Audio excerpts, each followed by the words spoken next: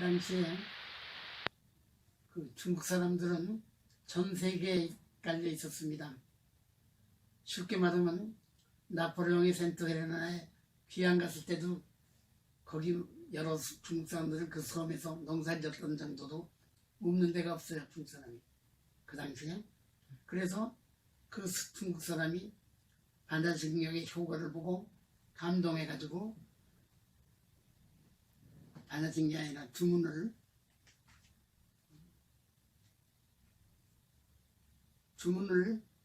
그냥 무턱대고 외워가지고 중국으로 가서 그것을 퍼뜨렸습니다. 그래서 반야신경이 중국에 퍼졌습니다. 알다시피 그 당시에 묘법연화경이라는 건 도교의 기본 용어입니다. 불교고 관계없습니다. 그리고 중요한 것은 그 경이 중국어로 굉장히 많이 읽혔습니다. 그런데 그 중국 사람이 그 당시 수메르에서 그거를 보고 매우 감동을 해가지고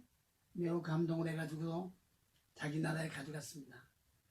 그래서 그 효과를 선전해가지고 중국 사람들이 그 주문을 외웠습니다. 그 주문의 내용은 수행하는 명상 끝나고 나서 그 주문 내용이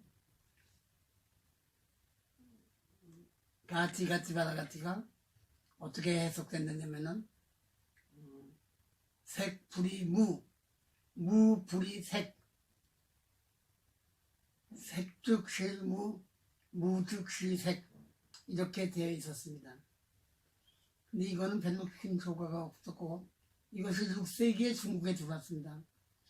그런데 중국 사람이 인도에서 어마어마한 내용을 가진 반야신경이 들어온 것은 18세기입니다. 8세기입니다.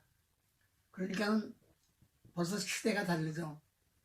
중국에서 가져있던 그 주문과 인도권은 달랐습니다.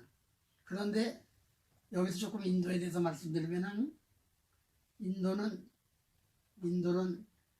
그 경은 주문은 일찍 나왔지만 전달이 늦었지만은 중요한 거는 거기 구마라집이라는 유명한 분이 계시지만 받은 것입니다. 근데 여기에 대해서 상당히 많은 논쟁이 벌어집니다. 중국 사람도 고집이 있으니까 인도교를 모르냐 또는 자기네들끼리 모르냐. 그런데 시험을 해보니까 공이라고 했을 때에는 뭔가가 달라집니다. 이상하다. 그래서 많은 논쟁에 대한 거는 학문적으로 복잡하니까 결국은 중국에서 공으로 바꾸게 됩니다. 그래서 색적실공, 공적실색, 그러니까 색불이공, 공불이색, 즉 색적실공, 공적실색이라는 건 한시의 형식입니다. 그래서 거기에 나온 것은 한시가 그대로 남아있는 것입니다. 그럼 여기서 중요한 거는 슈메르인이 부르는 주문은 그대로 성취가 됐습니다. 왜 그렇게 성취가 됐는가는 나중에 결론적으로 얘기하겠습니다. 쉽게 얘기하면 우리가 한 달에 10,000원씩만 저축하면 1년에 3만 원이 됩니다. 300만 원이 됩니다. 아니 30만 원이 되나요? 한 달에. 그건 틀림없는데 사람이라는 건 마음에 먹은 것을 행동을 못합니다. 는다고 하는 빠뜨리고 그러면은 3만 원이 30만 원이 안 되는 겁니다. 간단한 원리죠. 하여튼 어떻든 간에 그 방법이 있습니다.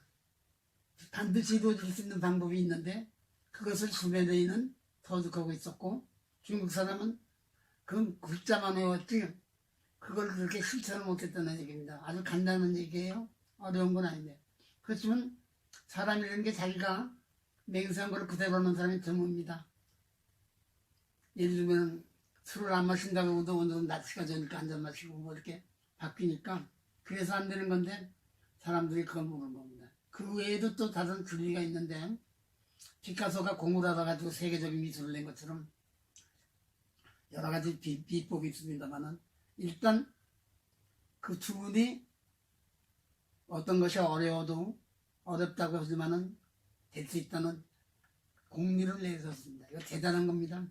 그래서 우리나라 절에서도 반야신경을 외우는 거는 그대로 하면 다 이루어지는데 다만 문제가 관달을 외우면 소용없지만 진짜로 외우면 그 반드시 이루어집니다. 그걸 모르고 있어. 절마다 그렇게 반야신경을 외워도 이루어지는 사람이 별로 없어요. 근데 그 원리는 간단한 건데 그건 나중에 그 문제로 돌아가기로 하겠습니다. 그럼 여기서 여러분들이 슈메르 문화의 그 독특한 거를 이제 이 정도로 알아두시고 또 슈메르 문화가 아직도 연구가 되지 않아서 그 연구 중에 있습니다만 일단 슈메르의 문제는 이것으로 일단 막 듣고 그 다음에 인도로 중국과 인도에 대해서 보겠습니다. 그러니까 중국에서 법화경이나 반야신경이 들어간 거는 삼국지 초기에도 들어갔지만은 그 당시에 인도의 가르침은 들어가지 않았던 것입니다. 간단히 말하면 그 불교라는 게 들어간 것은 우리나라나 중국은 인도가 아닙니다. 인도가 아니고 중국입니다. 중국 거쳐서 간다라에서 중국을 거쳐서 들어갔지 인도는 관계없는데 이상하게도 한국 사람들은 인도로 알고 다 인도를 가는데 인도에서 불교 들어온 거 없습니다. 그리고 인도에는 턱가만 애는 있어도 아미타니 뭐니 여러 불상은 다 간다라에서 나온 겁니다. 아직도 그거를 모르는 사람이 있습니다. 그러면 이제 거기서 그 다음 문제로 들어가서 부처님이 세상을 떠난 후에 100년 후에 처음에 결집이 있었습니다. 그 다음에 100년 후에 있었고 3번, 4번 있었는데 300년까지 그것이 결집이 기록이 되지 않았습니다. 말로만 해가지고 끝났습니다. 인도 사람은 기억력이 좋아서 글로 안 쓰고 말로 했습니다. 왜 그랬느냐? 인도의 언어가 50가지가 넘습니다. 그 50개 나라에서 제각했으면 아무도 이해하는 사람이 없습니다. 그래서 그거는 단 한 가지 방법이 있습니다. 그것이 아쇼카 왕 때 아쇼카 왕이 산스크리트어를 이걸 하면은 무조건 다 본다. 그건 다 하니까. 쉽게 말씀드리면 전 세계에 언어가 200개라도 그걸 가지고 다 쓰면 못 알아듣지만 영어로만 해놓아서 아니면 어느 나라나 영어 하는 사람이 있습니다.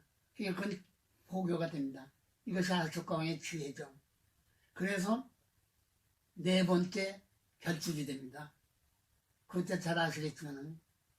근데 그것을 어떻게 됐냐 조금 더 말씀을 드리면은 소승불교라고 그러지만은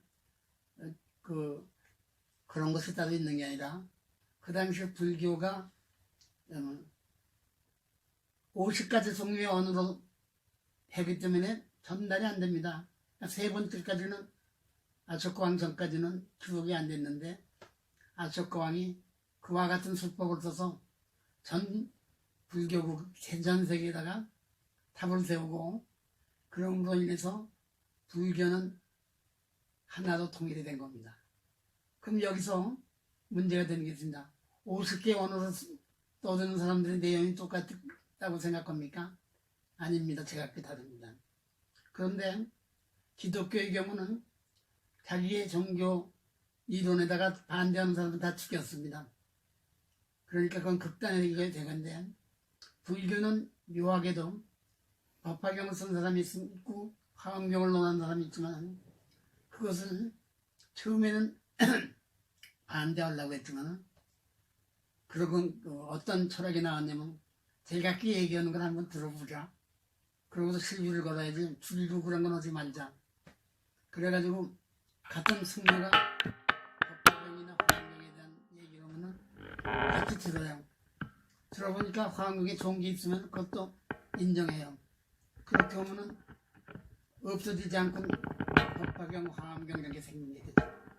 서양엔 그런 역사가 없어요. 다 죽였죠. 그래가지고 이제 경이 대승불교는 법화경, 반야경도 썼던 거, 법화경, 화엄경 이렇게 여러 가지가 생긴 겁니다. 아주 끊어봤습니다. 알았어. 이해가요, 거기까지?